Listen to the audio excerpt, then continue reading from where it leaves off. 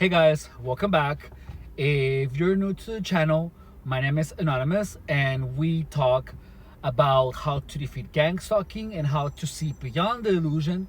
And also I help people create methodologies and solutions to pretty much make their gang stalking operation futile, to pretty much destroy the house of cards that these people are trying to build around you.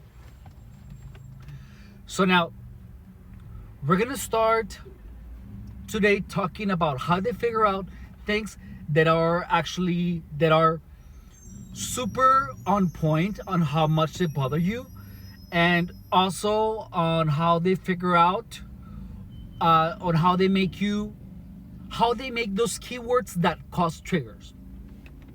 So first, I work in auto parts, and in auto parts we have parts counters with mats, and then we use computers. O'Reilly Auto Parts. So one thing that I notice is that customers typically, if they're in a hurry, if they're looking for the part, they typically tap on the counter. Maybe it's a tick, but when I was getting gang stalked, I had the thought that they're tapping the counter to bother me. So what I did is that I used to look at the gang stalker, and if it was a gang stalker, they're gonna do an evil grin. So the evil grin would communicate with me that they did the tapping on the counter to bother me. So they get that information and they tell the other gang stalkers the tapping on the counter bothers them. So then that's how they get the triggers. So then, or he thinks that I did the tapping on the counter on purpose.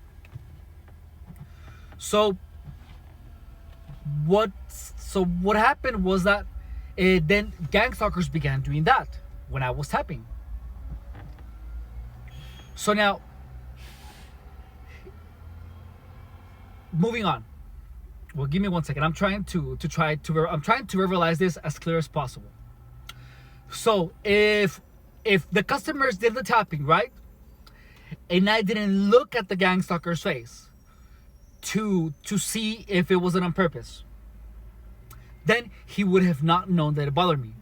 He did not see any reaction from me. I didn't look for his facial expression.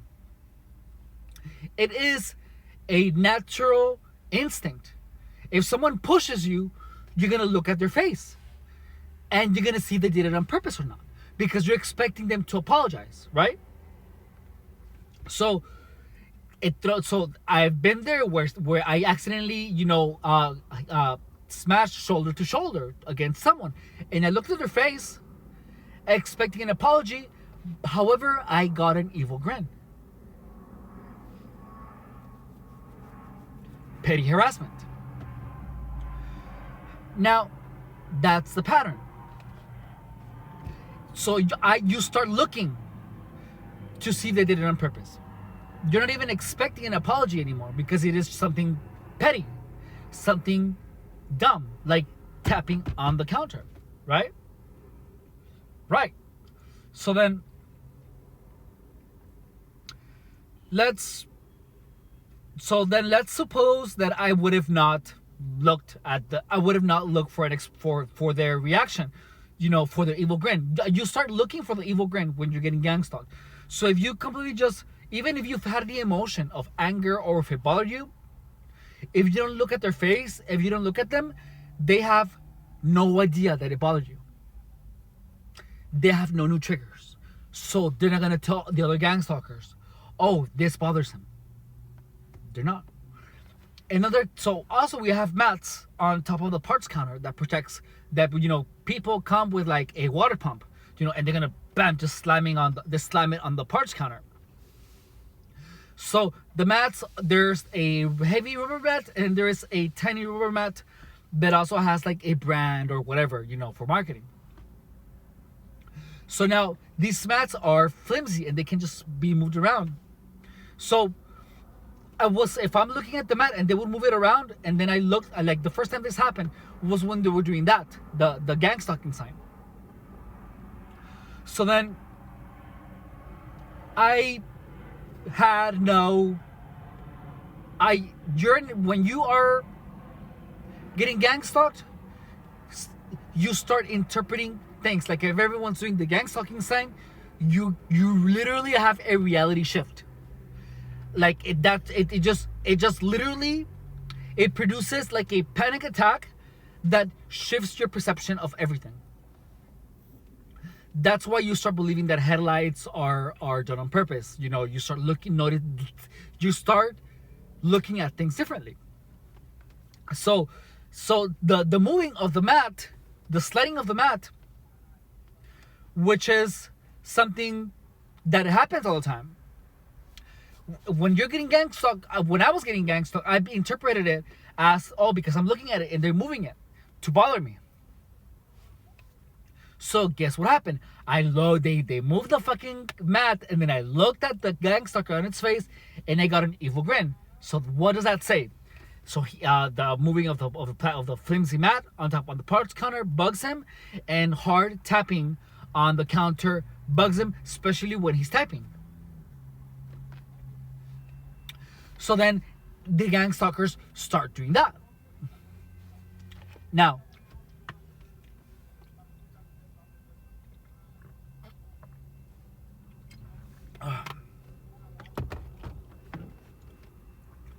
so I was having my eyes open, and I was looking at the customers that were the motions of other customers,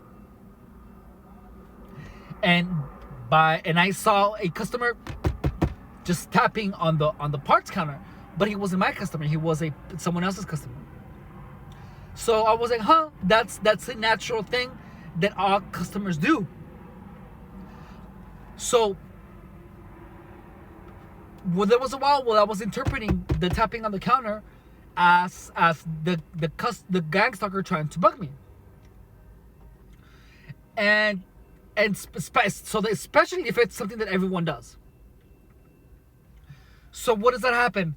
When I am getting gang stalked, my perception has changed, and gang stalkers know that the casual act of tapping on the parts counter and of moving the mats on the parts counter bug me, then that's something that everyone does. So then what is that gonna do? That's gonna make me assume, because that's gonna make me assume that is being done on purpose to bother me. When you have the shift of perception, when you have everyone doing the gang stalking sign, and I was gonna interpret all of that, because whenever they tapped the counter and I looked up at the gang stalker and they did the evil grin, my mind goes, my inner voice is gonna say that wasn't on purpose to bother me, every time. And they're gonna do the gang stalking, they're gonna laugh, they're gonna do the gang stalking grin or the smile every time that happens. So that's that, right? So if I would have not been bothered, I would have not looked at their face. So they would have never known that bothered me. All right, so that's kind of, so does that make sense? So when they see that you interpret something as being done on purpose, you're gonna look at them, at their face. Then they're gonna make the evil grin, and if they do the evil grin, that means that they know that you think that the action they just did was done on purpose. All right. So now that's how it starts. You start noticing the micro expressions. You start looking for the micro expressions. Don't look for the micro expressions. It's a form of deceit. It feeds into the narrative of gang stalking. Now, what's next? Oh, So before this happened, I was staying at a hotel. It was like a year before. I was staying at a hotel, or maybe 2 years before that. Maybe it was like 3 years actually. Well, let's say that it was like last year. Doesn't the timeline is not important. So I was staying at a hotel, and then my car battery died. So I had to pull out the battery, get an Uber, then go to the auto parts store, get my battery, take it back to the hotel, and change it. So I did that, and then I was changing the battery, and then a gang stalker walked by to see what I was doing, and then he looked at me. He saw that I looked at him, and he did the evil grin. So I work in auto parts. The battery was 5 years old, so I know for a fact that the battery was dead because the battery had to die because it was 5 years old. So because I was certain, because I was completely certain because I am still certain, because I know for a fact why the battery died. When the gang stalker does the evil grin, I'm not gonna believe maybe they have something to do with it. Why? Because I know why the battery died. So that was never an option. So the thought of maybe they had something to do with it never didn't square off. But I interpreted that as, oh, he's telling me that he's a gang stalker. I didn't interpret it as he's doing the smile to make you believe, or he's doing the smile because he has something to do with my battery dying. That didn't even occur to me. If I was unsure that why my battery died, if it was a new battery, let's say, and it just happened to be a defective battery, and then I would see the gang stalker doing an evil grin, I would automatically be assumed. If I would have not known why the battery died, I would have been like, maybe he has something to do with it. That's why he's smiling, like he got away with it. So that's the second situation of the evil grin. Now, and what my thought process was when that happened, it was just, oh, he's telling me that he's a gang stalker. So that's how I interpret the evil grin. But notice that I'm giving meaning to every evil grin that I see. It's a different meaning, but I am giving it importance. Now, in another instance, I have my keys. Actually, let me show you. So I have my car keys like that. So here's my wallet, and I have these two rings, and I was gonna hook up with someone, right? And then this thing just got undone. It got undone, and then I was like, oh shoot, my keychain got undone. I almost lost my keys. So then I put it back together, and then this person moved his face, and he did an evil grin. So I was like, I know that it fell. I fell because I had just taken it off like a couple of days ago, and it just happened to fall apart. But I know for a fact that he had nothing to do with it. So the intention of his evil grin was to make me believe that he had something to do with me, with my keys undoing. Now, notice that I wasn't looking for the face, but he put his face and then he did the evil grin so that I would look at it. It's really obvious to me now. He wasn't on my vision, but he made sure that he was like in my field of vision, and he did the evil grin really fast. He was just like that. Super simple. So same deal that with the battery. So I already knew why my keys felt, but I did have the thought. He wants me to think that he had something to do with it, with my keys falling. But the truth of the matter was that he had no access to my keys. But no one had access to my keys. But that is what you're supposed to believe. That a gang stalker had something to do with my keys falling apart, so that I would lose them. Now, so we already covered how they get the things that bother you, right? We're gonna go over it one more time, and then we're gonna go over, give me 1 second, the keys, and then we're gonna go over how they get the words that bother you, the trigger words. So the keys, okay, so let's say that, for example, that I'm trying to make like something that bothers me, but that I couldn't possibly interpret as bothering me.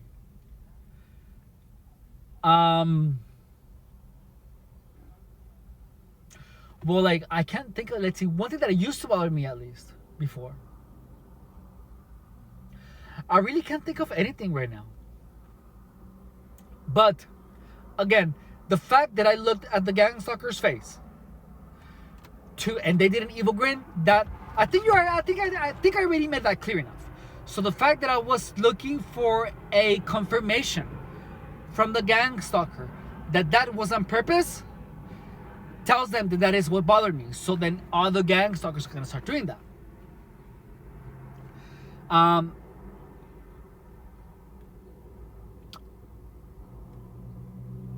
And they're gonna start doing it on purpose. So then when a customer does it and it had nothing to do with gang stalking, if you're connected, you're gonna start assuming that that's that. Okay. Now, moving on the next one. So I have to contextualize on this. So there was a time where I was watching like legal guys having sex, but younger, having sex with daddies. I would watch that type of porn because I think it's hot. I have a daddy fetish, or I just like daddies. I don't know if I can call it a fetish. So I was watching that, and then I went to Postal Annex, and then I was doing something, and then a gang stalker said, "Oh yeah, my son just turned 18." Blah blah. So I didn't turn around. But let me tell you, I had my body wanted me to turn around. Like I felt like my body was just like turning around but I knew this is when I had when I had a suspicion that they would just throw around words, and whenever I would turn around, that it would confirm to them that it was a trigger. So then I didn't turn around. And they didn't push the narrative at all. But if I would have turned around, what is something that could possibly embarrass me that has to do with barely turning 18? Minor, super young, barely legal, 18, 19, 20. Words around that context. So they would start using words that point towards the same direction, that point towards someone being really young. You know what I mean? Or minor, or things like that. So they would start using the words that had to do with someone really young, someone 16, 17, 18. They would start using that. And that's how they start building that vocabulary that triggers you. If I would have turned around, that's what they would have done. However, because I didn't, they just let that go. So another example was when they set me up for the word glitch. I have a video on the word glitch. I have all the experience. I tell you about the entire experience, but it was when I was at work. I was at the gym, and then all of a sudden, everything turned off, the music, everything, and then it turned back on in a flash. I know that was on purpose, because that has never happened again. I've never seen that happen anywhere else. The entire gym has been involved. It felt like a glitch. However, it was just a turning off and off, on and off of the lights of the main breakers of the gym. That's what it was. And I remember because as soon as they turned on, everyone was just waiting for me to react. But I didn't do anything. It literally did feel like a glitch. But you know me. Well, if you don't know me, my motto of gangstalking is been don't react at all, ever.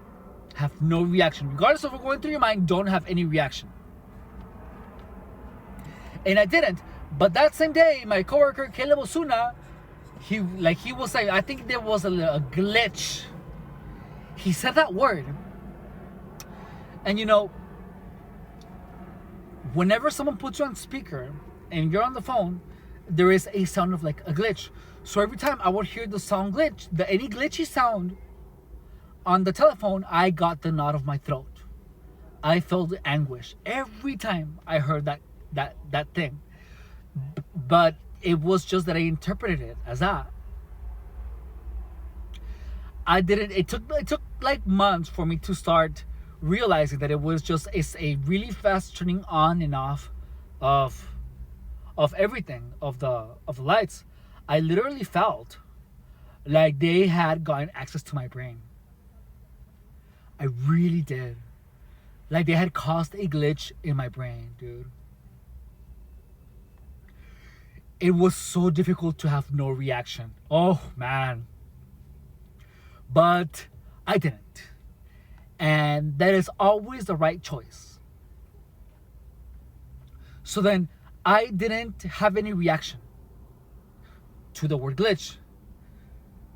But if I would have, they would have kept saying it.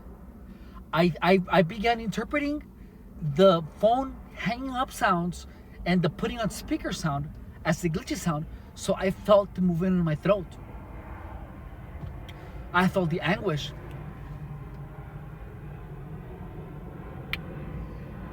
But they stopped saying it, so that didn't hook onto me like it was supposed to. So they stopped. However, I thought that they were still teasing me about it. So the glitchy sounds had always been on the phones, but I just never paid attention to them before. But I assumed that was part of the gang stalking, and it wasn't. They had no idea that I was interpreting the glitchy sounds of the telephone as part of the gang stalking. They had no idea. I did that to myself. But since I made the assumption that gang stalkers knew everything, I felt like they were doing the glitchy sounds on purpose. And I was wondering, how the fuck are they doing the glitchy sounds? How? But it's just a normal putting you on speaker or just taking you off speaker sound. That's all it was. Now, if you want to see more, you're going to hear the story about the glitch, I have a video named Glitch. Just go earlier on my videos, and then you're going to find it there. Please like, subscribe, and share. The reason that I make these videos is to help targets see beyond their five senses and understand what type of trickery goes into gang stalking. Therefore, they can understand it, and when they understand it, they can get out of the house of the psychological jail that gang stalking has you in. So let me tell you, the psychological jail is awful because you literally feel like you are surrounded by walls of gang stalking. Like you don't think of anything else other than just gang stalking. 24/7 all day. It's continuous, and it's really awful because you stop focusing on your goals. You stop focusing on your dreams. You waste time just thinking about gang stalking. And I don't want you to go through that. I want you to understand how these illusions are created. Therefore, you can get out of it. You see the exit to it. So now, quick review. Gangstalkers figure out what bothers you by you looking at them. And they can be things that not everyone does. Or actually, they're things that everyone does. But when it bothers you, or when you look obviously if you look uncomfortable, that it gave you discomfort, whatever it is that they did, especially if you look at their face for confirmation, and if they look at their face for confirmation, and they don't do anything, they don't do an evil grin, they're probably not even gangstalkers. If you look at their face for confirmation, they probably are gangstalkers. Gangstalkers don't do the evil grins. They don't. You're gonna also notice it on their demeanor. They're gonna have a demeanor of superiority, of mockingness, of mocking you, of being an asshole. They just have this demeanor. You can see it. So trust it. You're in that is really accurate. It's never wrong. And you're gonna have to learn how to trust it. And if they have an asshole demeanor, they probably are assholes anyways, even though they might not be gangstalkers. So, I have another story about today that happened, but anyways. So if you look at their face for confirmation and they give you the gangstalker grin, they're gangstalkers. If you don't look at their face, and even if it bothers you, they're not gonna know that it bothers you. So that's a tactic. If that's the strategy. If it bothers you, don't look at them for confirmation. Just ignore it and keep doing what you're doing. Don't look at them. Don't acknowledge it. Don't acknowledge the discomfort. Just ignore the discomfort and then just keep working. All right. Now, the evil grin. When you see an evil grin, don't, especially when it's something that happened to you, like your keys getting undone, your car battery dying. See it for what it is, a facial expression that is meant to make you believe something. So don't assume that they had something to do with what happened to you. All right? So now,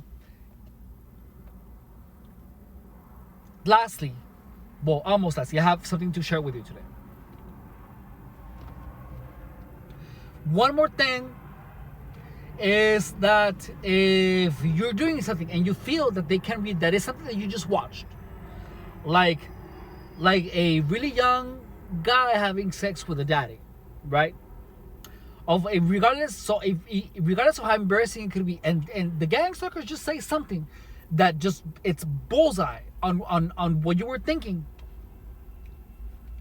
If you look at them at the face, looking for the gangstalking grin, for the confirmation, and they do the gangstalker grin, expect them to be using that to bother you, and expect them to be using words around that concept to keep bothering you.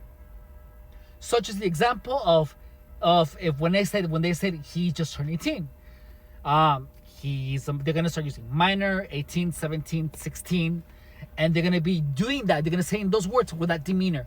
He's still a minor, like that, with that demeanor, and looking at you at your eyes, looking at you in the eyes like that. How do my fingers cross? No, they don't. Okay.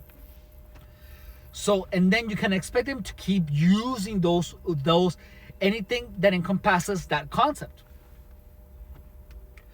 So so the strategy for when they're saying things, even as accurate as they could possibly be. Give me a second.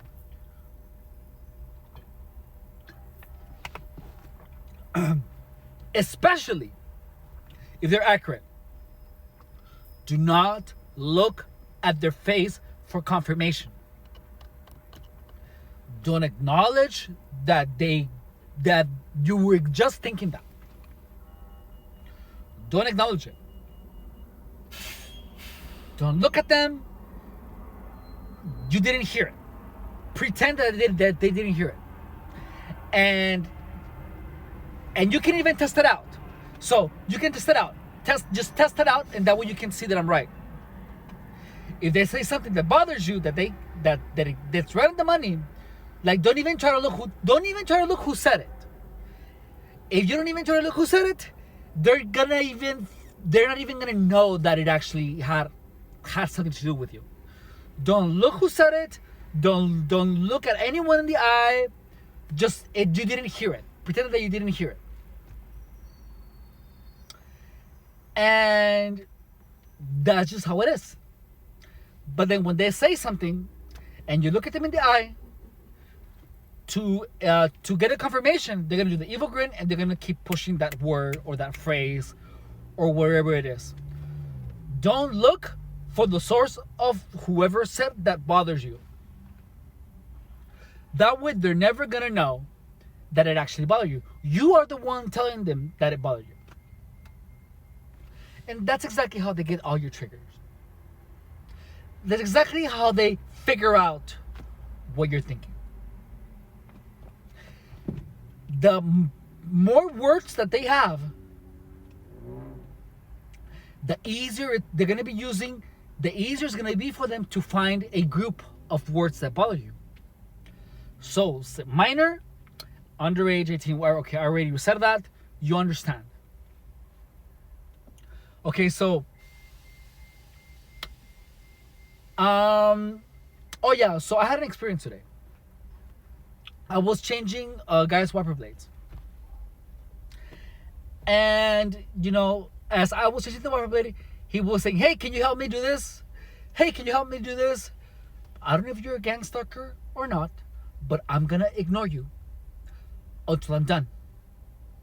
Because I have been interrupted so many times by gangstalkers. So anyways, you shouldn't be bothering me if I'm trying to help you doing something. So he was, can you help me get rid of this paint? Can you help me get rid of this paint? Can you help me? Hey, can you help me? And I'm trying to change his fucking wiper blades. I told him, hold on. Just like that. Wait till I'm done. I literally just told him that. And then he stood quiet. He just zoop. He didn't say shit until I was done. And then as soon as I was done changing it, I asked him, I didn't hear what you were saying. Can you please repeat what you asked me? He was visibly upset. Was he a gangstalker? I don't know. But I honestly I'm not very keen of anyone interrupting me when I'm trying to do something, especially if it's for them. I take it as a form of disrespect. I'm trying to focus on one thing. Oh yeah, and then when I ignored him, he said, "Oh, I just wanted to make sure that you were hearing me." I was like, "Well, I can only focus on one thing at a time, so just wait." And yeah, he waited. And when I was done changing his wiper blades, he said, "Well, wait till I make sure that everything is fine." I didn't wait, and I just walked away from him because I knew that the wiper blades I installed them correctly, perfectly. But yeah, I didn't give him an opportunity to make me feel less.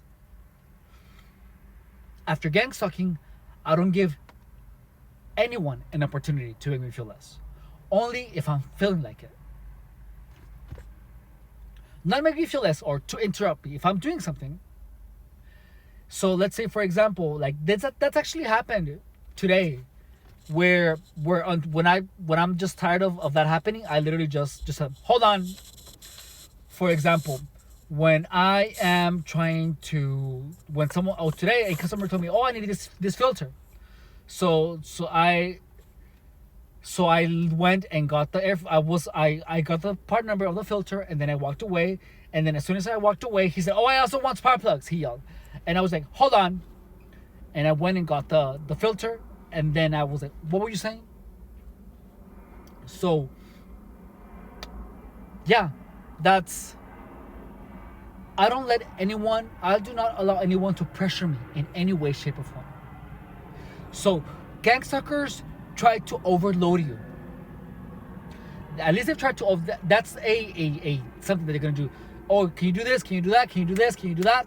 Especially if I'm already walking one way, why are you gonna ask me for spark plugs when you see me already walking that way? So I will hold on. I will tell them, just wait till I'm back.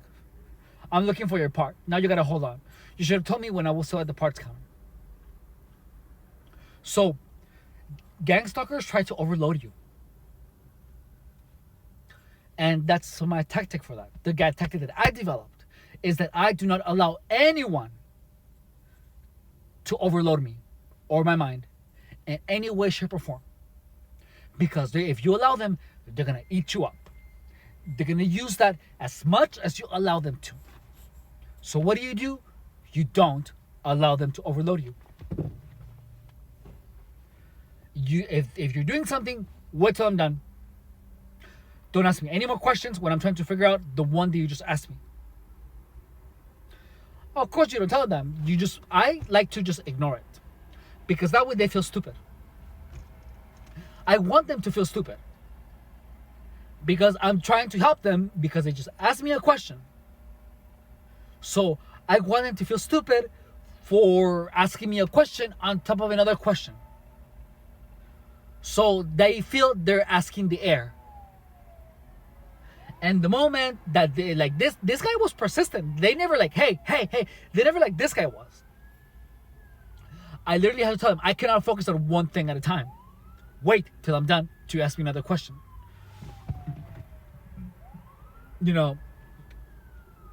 But yeah, don't allow them to overload your mind. So they're gonna do that.